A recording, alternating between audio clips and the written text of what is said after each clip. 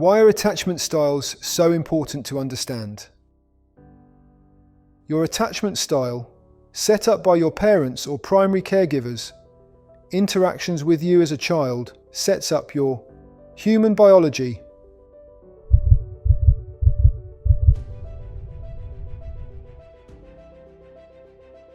brain chemistry,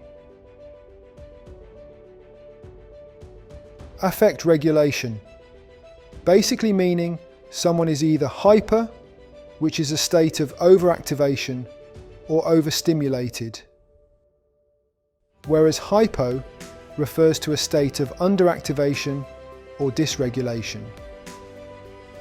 Emotional responses. Behavior.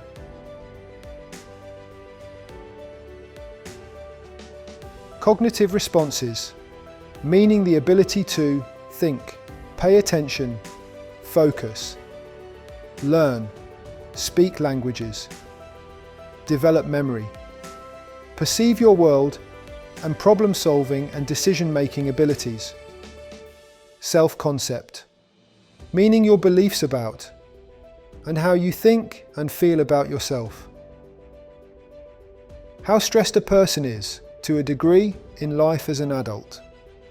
Studies suggest people who have experienced trauma have higher cortisol levels from 60% to 122% higher than normal individuals, meaning they experience stress way more vividly than a normal person. Attachment styles are a vital part of human growth that need to be better understood by the general public, couples looking to build a secure, committed, loving relationship, and professional counsellors, therapists, and credentialed coaches. The 5 attachment styles are secure attachment, anxious attachment, avoidant dismissive attachment, ambivalent resistant attachment, disorganized disoriented attachment. Attachment styles are powerful and strongly define a person's behavior, human interactions, and how you function in relationships, and they dramatically affect loving relationships where they are most visible. The traditional way of diagnosing people is to use the Diagnostic and Statistical Manual of Mental Disorders, DSM, which is a guide for diagnosing mental health conditions. I suggest each time a new category is established in DSM, it is for pathology, and thus to prescribe pharmacology to the symptoms or diagnosis, basically prescribe a pill. Currently, the DSM shapes how we define trauma in psychology and psychiatry within the US. But attachment styles are more powerful than DSM terms, and pathology-based mental health diagnoses like narcissistic behavior, autism, or ADHD.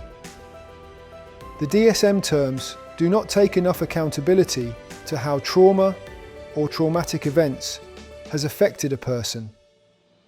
DSM terms are an attempt to cluster together symptoms to form a diagnosis as a means to treat a person.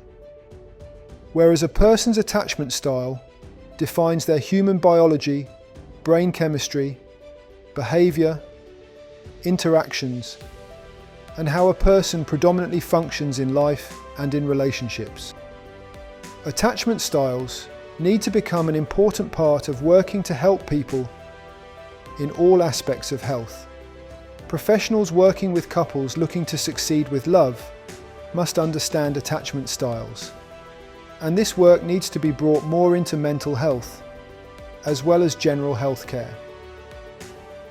Untreated trauma that is manifesting as an attachment style or general stress is part of the cause of many health conditions, including cancer, heart disease, MS, type 1 diabetes, fibromyalgia, etc., all of which research is showing that trauma is directly attributing to these health conditions. After reviewing thousands of studies myself, and having helped thousands of people to work on their health at 501c3 non-profit Hippocrates Wellness with lifestyle medicine for over a decade. I estimate 80% of health conditions have an element of trauma affecting the health condition that needs to be resolved. Counsellors, therapists, and credentialed coaches need to be trauma-informed to work with the majority of the public. And physicians need someone at their practice who is aware of how emotional trauma affects a person's health, so patients can get the treatment they really need. Couples looking to succeed with love must be aware of attachment styles, and if they are in the spectrum of one or more attachment styles, work with a professional to help them to develop a securely attached, loving relationship.